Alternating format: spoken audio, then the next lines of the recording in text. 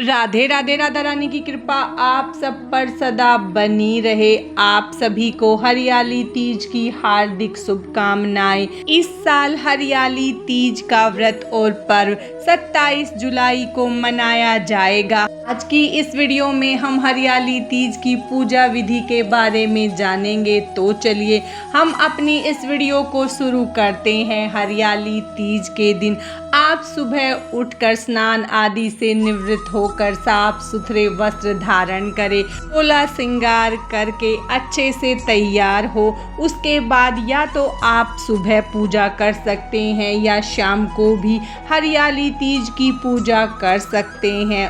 उसके बाद अगर आपके घर के मंदिर में जगह है तो आप वहां पर हरियाली तीज की पूजा कर सकते हैं। अगर मंदिर में जगह कम है तो आप अलग से चौकी लगाकर हरियाली तीज की पूजा करें।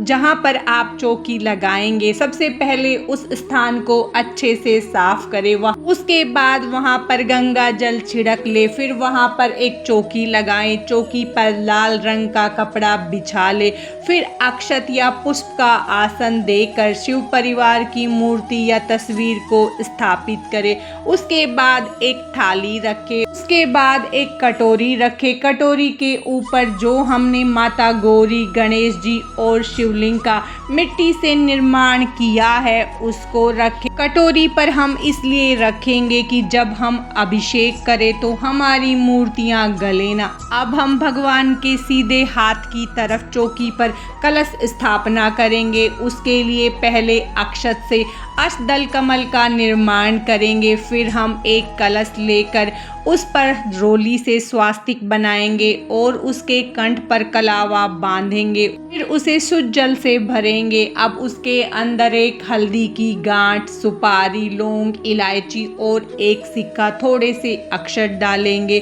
फिर उसे हम अष्टदल कमल पर रख देंगे। उसके बाद हम आम या अशोक के 5 या 7 पत्ते लेंगे, उन पर हल्दी रोली से टीका करेंगे। फिर उनको कलश में रखेंगे। उसके बाद हम कलश पर गेहूं या चावल से भरकर पूर्ण पात्र रखेंगे। उसके बाद हम एक नारियल लेंगे, नारियल पर हल्दी रोली से तिलक करेंगे, कलावा 5 बार बांधेंगे और नारियल का मुख अपनी तरफ करते हुए कलश पर रखेंगे। इस तरह हम कलश स्थापना करेंगे। अगर आप हरियाली तीज पर कलश स्थापना नहीं करना चाहते हैं तो आप बिना कलश स्थापना के भी पूजा कर सकते हैं। अब हम चौकी पर अक्षत का आसन देकर एक दीपक जलाएंगे। इसके बाद हाथ में अक्षत, पुष्प, जल और एक सिक्का लेकर हम अपने व्रत का संकल्प करेंगे। या सिर्फ हम अपनी पूजा कर रहे हैं तो पूजा का संकल्प करेंगे। नाम गोत्र स्थान बोलते हुए अपना संकल्प करेंगे और भगवान का आवाहन करेंगे। उसके बाद हाथ के पुष्प और अक्षत को हम भगवान के चरणों में समर्पित कर देंगे।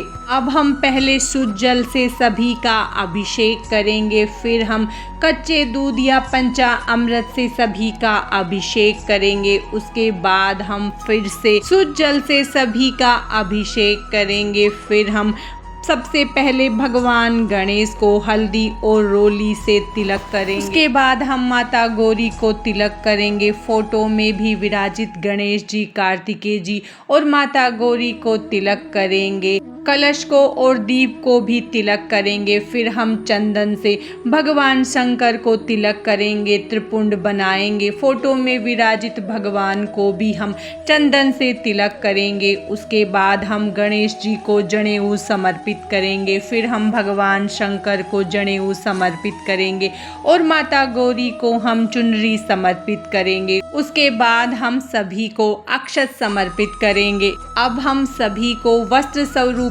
कलावा समर्पित करेंगे। उसके बाद हम भगवान गणेश को पुष्प समर्पित करेंगे और हम सभी को पुष्प समर्पित कर देंगे। फिर भगवान शंकर को हम बेल पत्र, पर चंदन से तिलक करके सीधी तरफ से बेलपत्र समर्पित करेंगे। उसके बाद हम धतूरे का फूल, धतूरे का पत्ता, मदार का पुष्प और मदार के पत्ते समर्पित करेंगे। अब हम दक्षिणा समर्पित करेंगे। फिर हम भोग के लिए कोई भी मिठाई जो आपके पास हो वो समर्पित करें।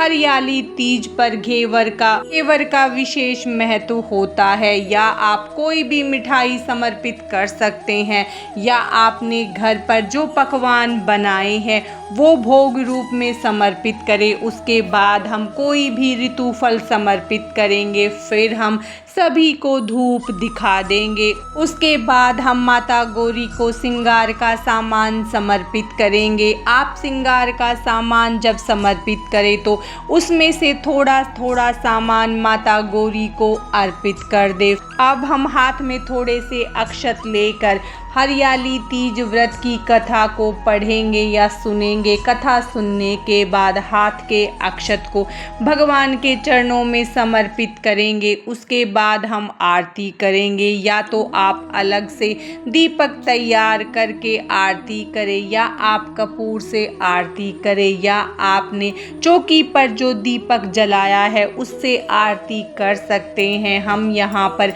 कपूर से आरती करेंगे। पहले भगवान गणेश की, भगवान शंकर की और माता गौरी की हम आरती करेंगे। फिर हाथ जोड़कर माता से पूजा में हुई गलतियों के लिए क्षमा याचना करेंगे और हाथ जोड़कर प्रार्थना करेंगे कि वो अपनी कृपा हम पर सदा बनाए रखे। उसके बाद हम हाथ में थोड़ा सा जल लेकर चौकी पर से 3 बार घुमा देंगे। पूजा के बाद माता गौरी से सुहाग अवश्य ले और चौकी का विसर्जन आप अगले दिन करें। अगर आप सुबह के समय हरियाली तीज की पूजा कर रहे हैं तो शाम को भी आप पूजन करें और अगले दिन अपनी चौकी का विसर्जन करें।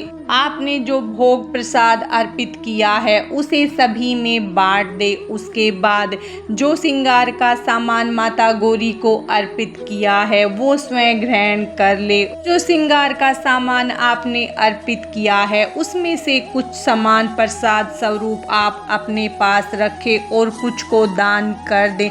श्रृंगार का सामान दान करना बहुत ही अच्छा माना जाता है। उसके बाद जो पुष्प और पत्ते हमने अर्पित किए हैं उसका भूमि या जल विसर्जन कर दे। और हमने जो मिट्टी से मूर्तियां तैयार की हैं तो उसके लिए आप एक जल का पात्र भर ले और उसमें उनको विसर्जित कर दे। जब मिट्टी पानी में अच्छे से घुल जाए तो आप तुलसी के पौधे को छोड़कर किसी भी पौधे में इस जल को डाल सकते हैं। जनेऊ जो आपने अर्पित किए हैं और दक्षिणा आप किसी पंडित को दे दे। और जो हमने नारियल रखा है, आपके यहाँ पर कलश पर रखे नारियल को ग्रहण किया जाता है तो आप ग्रहण करें। आपके यहाँ कलश पर रखे नारियल को खाने की परंपरा नहीं है तो आप इसका या तो जल विसर्जन या भूमि विसर्जन कर दे। और जो आपने शिव परिवार की प्रतिमा स्थापित की है उसे अपने मंदिर में रखे और चौकी को हटाकर थोड़ा सा जल छिड़क कर उस जगह पर 1 घंटे बाद आप साफ सफाई करें। इस तरह से आप हरियाली तीज की पूजा और विसर्जन कर सकते हैं। आज की इस वीडियो में बस इतना ही। माता पार्वती और भगवान शंकर की कृपा आप सब पर सदा बनी रहे। हर हर महादेव। राधे राधे।